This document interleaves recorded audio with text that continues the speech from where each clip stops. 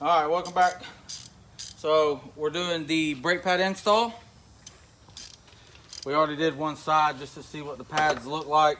I know I took them off before when I greased everything, but as you can see, this is one of the old ones and this is one of the new ones. These are wore out. So what you want to do is, if you got 20-inch wheels, 18-inch wheels, bigger wheels than factory, you don't have to take the tire off. You can just take your wrench, take the caliper off inside the wheel.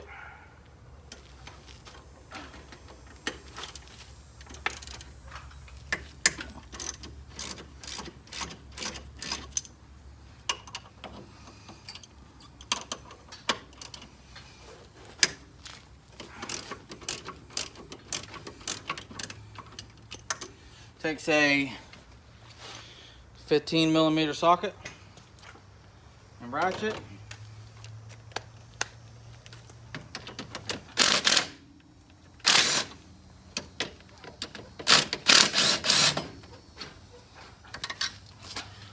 Take your two caliper bolts out, set them where you won't lose them,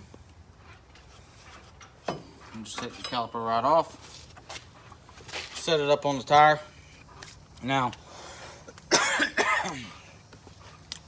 as normal brake pads, you have to push the piston back because the piston comes out. You press down on the rotor to stop, but as your brads wear, your piston's going to come out further. So therefore, you got to push it back in to make up for the difference of the new pad.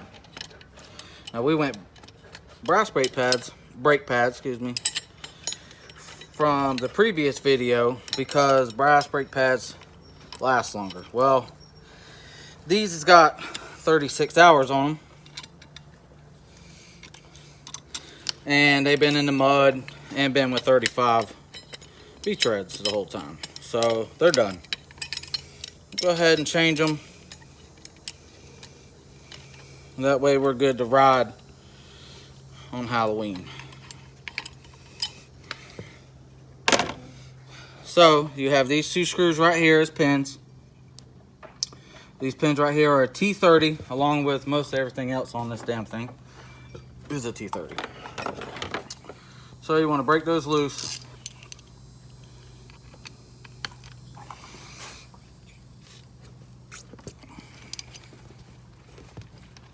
Sometimes it's a little bit awkward trying to hold the caliper and a wrench, and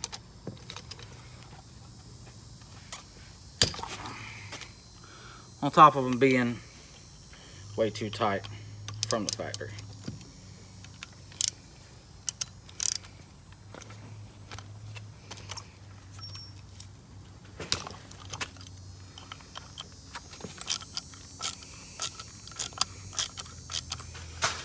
So, because I'm lazy, break them loose with a wrench, swap it, use the DeWalt.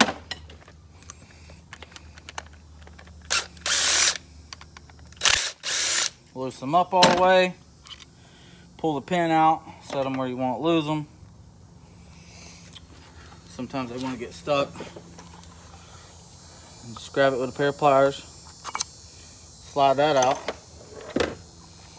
and then your pads come right out. And those are wore out also. So we find a matching set. Now, a lot of people don't know, but this piece right here that rides on this slider, pay attention when you're taking them apart. See, I just grabbed two of the same one. Need to grab a back one.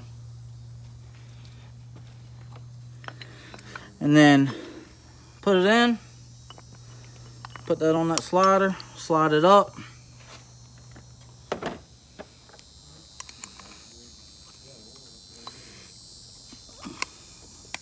Go ahead and push that pin in all the way till it mounts flush. Now I don't recommend using an impact because you can very easily strip it out. So what I would do is hand thread it, .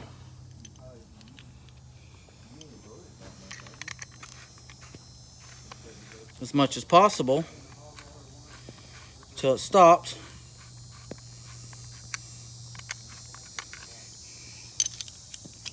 Or you got it threaded good and it's running in loose, you can just put the ratchet on it, tighten it down.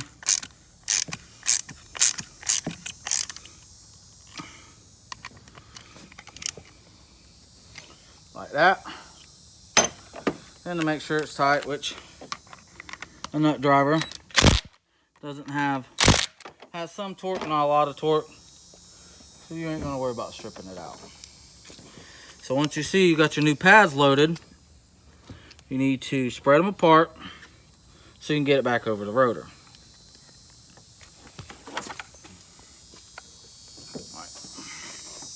Flathead screwdriver works, won't hurt nothing. Spread them apart. Come in over here.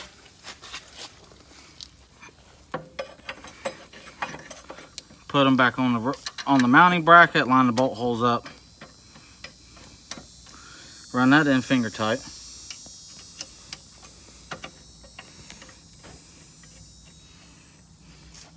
Then you can take your 15mm socket.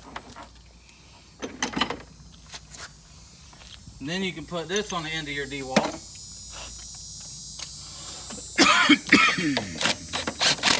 Run them until they stop.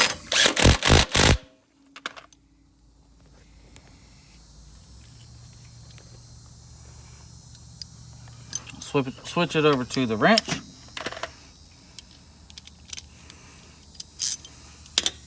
Snug it down. Now they don't have to be